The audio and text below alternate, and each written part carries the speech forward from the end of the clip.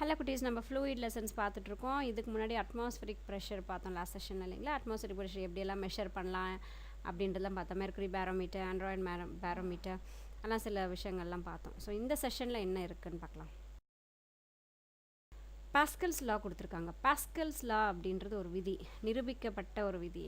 Pascals law, Pascal's principle is named after Blaise Pascal 1623 1662. So அவருடைய வாழ்நாள், அவருடைய காலம், பர்த் அண்ட் டெத்தை பற்றி கொடுத்துருக்காங்க.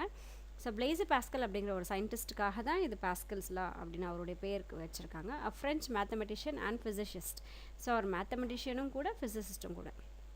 த லா ஸ்டேட்ஸ் தட், அந்த லா என்ன சொல்லுது, பாஸ்கல்ஸ் லா என்ன சொல்லுது அப்படின்னா, the external pressure appliedனா வெளியிலேருந்து ஏதாவது ஒரு அழுத்தத்தை நம்ம கொடுக்கும்போது on an incompressible liquid. incompressible அப்படின்னா அதில் அவ்வளோதான் அடைக்க முடியும், அதுக்கு மேலே அதில் அடைக்கவே முடியாது அப்படின்றதான் incompressible. ஸோ இதுக்கு மேலே இதுக்கு மேலே அது ஸ்டஃப் உள்ளே வைக்க முடியாது.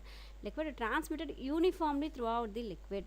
ஸோ அதுக்குள்ளே இவ்வளோ தான் தண்ணி நிரப்ப முடியும் அப்படின்னா அந்த லிக்விட்லேருந்து நம்ம வெளிப்படையாக ஒரு ப்ரெஷர் கொடுக்கும்போது அதுக்குள்ளே இருக்கக்கூடிய லிக்விட் என்ன ஆகும்னா யூனிஃபார்மாக எல்லா பக்கமும் ஒரே மாதிரி ப்ரெஷர் கொடுக்கும் அப்படின்றத இந்த எக்ஸாம்பிள். இந்த பிக்சரில் பார்த்தீங்கன்னா தெரியும், ஒரு பால் ஃபுல்லாக இப்போ தண்ணி இருக்குதுன்னு வச்சுக்கோங்களேன், அதில் நீங்கள் கையில் வச்சு அழுத்தும் போது அதுதான் எக்ஸ்டர்னல் ப்ரெஷர், நீங்கள் அழுத்துறது எக்ஸ்டர்னல் ப்ரெஷர். அது தண்ணி எல்லா பக்கமும் அப்படியே எத்தனை ஹோல்ஸ் நீங்கள் போட்டிருக்கீங்களோ அத்தனை ஹோல்ஸ் வழியாகவும் அது பிச்சுட்டு வெளியே வரும். அதுதான் வந்து uniformly throughout the liquid அப்படின்றது. So Pascal's law can be demonstrated with the help of a glass vessel having holes all over its surface. So இது எப்படி நம்ம ப்ரூஃப் பண்ணலாம் அப்படின்னா, ஒரு கிளாஸ் வெசல் எடுத்துகிட்டு அதில் ஃபுல்லாக எல்லா இடத்துலையும் ஓட்டை மாதிரி போட்டுட்டு இதில் தண்ணி நிரப்பிட்டு ஓப்பன் பண்ணி விட்டிங்கன்னா எல்லா ஹோல்ஸ்லேயும் தண்ணி வெளியே வரும். fill it with water, push the piston. So தண்ணி அதில் நிரப்பிட்டு பிஸ்டனை புஷ் பண்ணிங்க அப்படின்னா the water rushes out of the hole in the vessel with the same pressure. So எல்லா பக்கமும் ஒரே மாதிரி தண்ணியை வந்து வெளியேற்றும். the force applied on the piston exerts pressure on water. So நம்ம பிஸ்டன் மேலே ஃபோர்ஸ் அப்ளை பண்ணுறது தான் வந்து ப்ரெஷர் கொடுக்குறது, இந்த வாட்டர் மேலே நம்ம கொடுக்கக்கூடிய ப்ரெஷர். ஸோ இங்கே பாலில் நான் சொல்லியிருக்கேன், இதில் வந்து பிஸ்டன் சொல்லியிருக்காங்க பாருங்கள். This pressure is transmitted equally through all the liquid in all direction. So எல்லா டைரக்ஷன்லையும் நம்ம கொடுக்கக்கூடிய அந்த ப்ரெஷர் வந்து எல்லா டைரக்ஷன்லையும் செலுத்தப்படுது. This principle is applied in various machines used in our daily life. So இந்த பிரின்சிபல், இந்த பாஸ்கல் பிரின்சிபலை யூஸ் பண்ணி நம்மளோட டே டு டே லைஃப்பில் நிறைய அப்ளிகேஷன்ஸ் மெஷின்ஸ் வந்து நம்ம யூஸ் பண்ணுறோம். அது என்னெல்லான்னு பார்க்கலாம். Hydraulic press. ஸோ இந்த ஹைட்ராலிக் ப்ரெஸ் நிறைய பேர் பார்த்துருப்பீங்க. இந்த கார் ஷெட்லலாம் பார்த்திங்கன்னா அது மேலே தூக்குறதுக்காக ஒரு இது போட்டிருப்போம், கார் மேலே வரும், பார்த்துருக்கீங்க இல்லையா? பார்த்துருப்போம். ஆனால் இதோட விதியில் தான் இது வேலை செய்யுதா அப்படின்றது நமக்கு தெரியாமல் இருக்கும் இல்லையா? ஸோ இனிமேல் ஒரு வேளை கார் ஷெட்ஸ்க்கெலாம் போனீங்கன்னா அதை கவனிங்க. ஹைட்ராலிக் ப்ரெஸ் அப்படின்றாங்க. Pascals law became the basis for one of the important machines ever developed the hydraulic pressure. So பாஸ்கலுடைய லாவை வச்சு ரொம்ப முக்கியமான ஒரு மிஷன் என்ன அப்படின்னா hydraulic pressure. It consist of 2 cylinders. So இதில் 2 சிலிண்டர் இருக்கும் of different cross sectional area. அந்த 2 சிலிண்டர் பார்த்திங்கன்னா ஒன்று ஒரு அளவில் இருக்கும், அதான் டிஃப்ரெண்ட் கிராஸ் செக்ஷனல் ஏரியா சொல்லியிருக்காங்க. They are fitted with pistons of cross sectional area A. So ஒரு பக்கம் வந்து பிஸ்டன், இந்த சைடு பார்த்தீங்கன்னா லெஃப்ட் சைடு பார்த்தீங்கன்னா பாருங்கள் அந்த பிஸ்டன் இருக்கும். ஸோ ஒரு பக்கம் பிஸ்டன் இருக்கும் A and A. The object to be compressed is placed over the piston of large cross section area A. So இன்னொரு பக்கம் என்ன அப்படின்னு சொல்லி பார்த்தீங்கன்னா, இன்னொரு பிஸ்டன் வந்து மேலே அப்படியே எடுத்துகிட்டு வரதுக்காக, எந்த பக்கம் கம்ப்ரெஸ் பண்ண போகிறோமோ அந்த பக்கம் அது மேலே எழுறதுக்காக. the force F1 is applied on the piston of small cross sectional area. So நம்ம அழுத்தம் கொடுத்தாதுன்னா அது ப்ரெஷர், லிக்விடில் ப்ரெஷர் எல்லா பக்கமும் வரும்னு சொல்லி படித்தோம் இல்லைங்களா? அப்போது இந்த பிஸ்டன் பக்கமாக F1 பக்கமாக நம்ம கொடுக்கக்கூடிய அந்த ப்ரெஷர் என்ன ஆகுது அப்படின்னா, ஸ்மால் சிலிண்டர் இருக்கக்கூடிய பக்கம் ப்ரெஷர் கொடுக்கும்போது the pressure P produces by small piston is transmitted equally. So நம்ம கொடுக்குற ப்ரெஷர் வந்து ஈக்குவலாக டிரான்ஸ்மிஷன் ஆகி அந்த லிக்விட்குள்ளார அந்த லார்ஜ் பிஸ்டன், பெரிய பிஸ்டன் இருக்கு இல்லையா, அது அப்படியே மேலே வரும். And F2 acts on A which is much larger than F1. So F1 விட அது F2 பெருசு இருந்தாலும் அதில் ஆக்ட் பண்ணும். So pressure on piston of small area A is given by. இப்போது இந்த சின்ன ஏரியா உடைய நம்ம கொடுக்கக்கூடிய அந்த ப்ரெஷர் இருக்குது இல்லைங்களா, அதுக்கு கொடுத்துருக்காங்க பாருங்கள். P is equal to F1 by A1. So F1ன்றது ஃபோர்ஸ், A1 வந்து area. Applying Pascal's law, the pressure on large piston of area A will be same as that on small piston. So அதே force தான், அதே pressure தான், அதே ஆனால் area வந்து மாறுது இல்லையா, ஸோ அதுக்கு அப்படியே 2ஆக போட்டுக்கலாம் பாருங்கள். Pressure is equal to F2/A2. So அது ஈக்குவேஷன் 1, இது equation 2. Comparing equation 1 and 2 we get. இப்போ ஈக்குவேஷன் 1ஐயும் ஈக்குவேஷன் 2வையும் கம்பேர் பண்ணுறோம். ஸோ பிபி போயிடும். F1/A1 is equal to F2/A2 is equal to அங்கே மேலே இருக்கக்கூடிய இதிலேருந்து F2வை மட்டும் நம்ம கொண்டு வரோம்னு வச்சுக்கோங்களேன். அப்போ F2 இந்த பக்கமாக வச்சுக்கிட்டு நம்ம என்ன பண்ணலாம், F1 into A1/A2 அப்படின்னு கொண்டு வந்துடலாம்.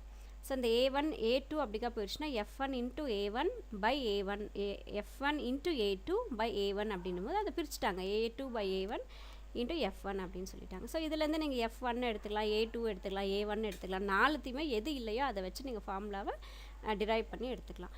Since the ratio A2/A1 is greater than 1, the force F2 that acts as the larger piston is greater than the force F1. So இந்த ரேஷியோ வந்து பார்த்திங்கன்னா 1ஐ விட அதிகம். இந்த A2/A1 அப்படின்றது இந்த ரேஷியோ வந்து greater than 1. ஸோ F2 நம்ம அந்த F2 ஆக்ட் ஆகுது பார்த்திங்களா லார்ஜர் பிஸ்டனில், அது வந்து அதிகமாக இருக்கும் அப்படின்றாங்க. தி force F1 acting on the smaller piston. So இந்த ஸ்மாலர் பிஸ்டனில் இருக்கக்கூடிய ப்ரெஷரை விட லார்ஜர் பிஸ்டனில் இருக்கக்கூடிய ப்ரெஷர் வந்து அதிகமாக இருக்கும் அப்படின்றத சொல்கிறாங்க. ஃபோர்ஸ் வந்து அதிகமாக இருக்கும் அப்படின்றாங்க. Hydraulic system working in this way are known as force multipliers. So இந்த பிஸ்டன் இந்த மாதிரி ஹைட்ராலிக் பிஸ்டன் ஒர்க் பண்ணுறது வந்து மல்டிப்ளையர்ஸ், ஃபோர்ஸ் மல்டிப்ளையர்ஸ் அப்படிங்க. அதாவது மல்டிப்ளையர்னா என்னது, 1 into 2, 2 into 2, 4 into அது அப்படியே மல்டிப்ளை ஆகிக்கிட்டே போயிட்டுருக்கோம் இல்லையா, அப்போ அதோட ஃபோர்ஸ் வந்து எக்ஸீட் ஆகிக்கிட்டே போகும் அப்படின்றாங்க. ஸோ அடுத்து டென்சிட்டி அப்படின்றது என்ன அப்படின்னா அடர்த்தி சொல்வோம். இப்போ தண்ணியை தொட்டு பார்த்திங்கன்னா அதே ஆயிலை தொட்டு பார்த்திங்கன்னா அதோடைய அந்த திக்னஸ் வந்து அதிகமாக இருக்கும். ஸோ அதுதான் வந்து density. To understand density better let us assume that the mass of the flask be 80 gram. So இது இன்னும் நம்ம ஈஸியாக புரிஞ்சுக்கணும் அப்படின்னா ஒரு ஃப்ளாஸ்க் எடுத்துக்கிறோம். அந்த ஃப்ளாஸ்க்குடைய மாஸ் வந்து 80 grams. So the mass of the flask filled with water is 330 gram. ஆனால் இப்போ தண்ணி அதில் நிறச்சிட்டோம். அதே ஃப்ளாஸ்கில் 80 கிராம் இருக்கக்கூடிய ஃப்ளாஸ்கில் இப்போது நம்ம தண்ணி நிறச்சிட்டோம். இப்போ அதோட வெயிட் பார்த்தா 330 gram. And the mass of the flask filled with kerosene is 280 gram. அதே ஃப்ளாஸ்கில் இப்போ kerosene fill பண்ணிடுறோம். அது வந்து 280 gram. Mass of the water only is 250 gram and kerosene only is 200 gram. இதே நீங்கள் தண்ணியையும் கெரோசனையும் தனித்தனியாக அளவு எடுக்கிறீங்கன்னு வச்சுக்கோங்களேன், வெயிட் போடுறீங்க அப்படின்னு வச்சுக்கோங்களேன். ஃப்ளாஸ்கில் நிரப்புறதுக்கு முன்னாடி தண்ணியுடைய மாஸ் வந்து 250 கிராம் தான், கெரோசனுடைய மாஸ் வந்து 200 கிராம் தான். Mass per unit volume of water is 250/250 centimetre cube. So இப்போ ஒரு யூனிட்டில் எவ்வளோ தண்ணி பிடிச்சிருக்கோம், இப்போ 250 kg தானே வாட்டர், மாஸ் தானே 250 kg தானே, அந்த கிராம் தானே அது வாட்டரு. அப்போது ஒரு யூனிட் வால்யூம் ஆஃப் வாட்டர் எவ்வளோ இருக்கும் அப்படின்னா 250 divided by 250 cubic centimetre cube சொல்கிறோம். This is 1 gram per centimetre cube. So ஒரு சென்டிமீட்டர் க்யூப்பில் எவ்வளோ தண்ணி அடைச்சிக்கும் அப்படின்னா 1 கிராம் தண்ணி அடைச்சிக்கும். Mass per unit volume of kerosene is அதே 200 கிராம் பை 250 சென்டிமீட்டர் கியூப். இது வந்து கெரோசின் சொல்லியிருக்காங்க. This is 0.8 gram per centimetre cube. So the result 1 gram per centimeter cube and 0.8 gram centimeter cube are the densities of the water and kerosene respectively. So இப்போ வந்து வாட்டருடைய டென்சிட்டியும் கெரோசினுடைய டென்சிட்டியும் கண்டுபிடிச்சிருக்காங்க. எப்படி கண்டுபிடிச்சிருக்காங்க, 250/250 divide பண்ணிவிட்டு 200/250 divide பண்ணியிருக்காங்க. ஸோ அதுதான் வந்து அதோடைய டென்சிட்டி அப்படின்னு சொல்கிறாங்க இல்லையா. therefore the density of a substance is the mass per unit volume of a given substance. கொடுத்துருக்கக்கூடிய பொருளில் அது எவ்வளோ வால்யூம் அடைச்சிக்கும், ஒரு யூனிட்டில் எவ்வளோ வால்யூம் அது எடுத்துக்கும் அப்படின்றது தான் வந்து density. the SI unit of density is kilogram per meter. So SI யூனிட்டில் என்ன சொல்லுவோம் அப்படின்னா கிலோகிராம் பெர் மீட்டர் கியூப் அப்படின்னு சொல்கிறோம். Also gram per centimetre cube. அதே கிராமில் போட்டிங்கன்னா சென்டிமீட்டர் கியூப் போட்டுக்கலாம். கிலோகிராம் ஹையர் யூனிட் போட்டிங்கன்னா சென்டிமீட்டரையும் ஹையர் யூனிட் வந்து மீட்டர். ஸோ அதை எடுத்து போட்டுக்கலாம். ஏதாவது ஒன்று ஞாபகம் வச்சுக்கிட்டிங்கன்னா அடுத்து நீங்கள் அப்படியே போட்டுக்கலாம். Simple for density is rho. So அந்த பி மாதிரி போட்டிருக்கிறதுக்கு ரோ. ஸோ இந்த பிக்சரில் மேலே பார்த்தீங்கன்னா density P is equal to mass by volume. டென்சிட்டின்றது பாருங்கள் அதுக்குள்ளே இருக்கக்கூடிய அடர்த்தியை தான் காட்டுது. அதுக்கு கீழே இருக்கக்கூடிய பிக்சரில் வந்து எதை நீங்கள் லைனாக ஒன்றுனா ஊற்றிக்கிட்டே வந்தீங்கன்னா ஒன்று மேலே அப்படியே லேயராக ஃபார்ம் ஆகிட்ருக்கும். அதை வச்சு தான் எதுடைய டென்சிட்டி அதிகமாக இருக்கிறது கீழே வந்துடும், டென்சிட்டி குறைவாக இருக்கிறது மேலே தேங்கிக்கிட்டே வரும். அதுக்கும் கீழே பார்த்தீங்க அப்படின்னா இப்போ ஏதாவது ஒரு பொருளை நம்ம தண்ணிக்குள்ளே போடுறோன்னா அந்த பொருள் தேங்குதுன்னா அப்போ தண்ணியை விட அந்த பொருளுடைய டென்சிட்டி வந்து குறைவுன்னு அர்த்தம். ஸோ இதெல்லாம் சில எக்ஸாம்பிள்ஸ் இன்னமும் ஈஸியாக புரிஞ்சுக்கிறதுக்காக. ஃபேக்ட் இது எப்பவுமே கோட்ஸ் தான் சொல்லுவேன். இப்போ இதில் ஒரு ஃபேக்ட் கிடச்சிருக்கு, ஸோ சொல்லியிருக்கேன். The density of Saturn is so low that if you put it in a giant glass of water it would float. பாருங்கள், சாட்டர்ன் அப்படின்னு ஒரு பிளானட் இருக்கு இல்லைங்களா, அதோட டென்சிட்டி வந்து ரொம்ப கம்மியாமா. எவ்வளோ கம்மின்னா, ஒரு பெரிய கிளாஸில் தண்ணி நிரப்பிட்டு அதை நீங்கள் சாட்டர்ன் கொண்டு வந்து பால் மாதிரி தூக்கி போட்டிங்கன்னா அந்த பால், சாட்டர்ன் பால் வந்து மிதக்குமா. அப்போது density of Saturn is very low. Thank you.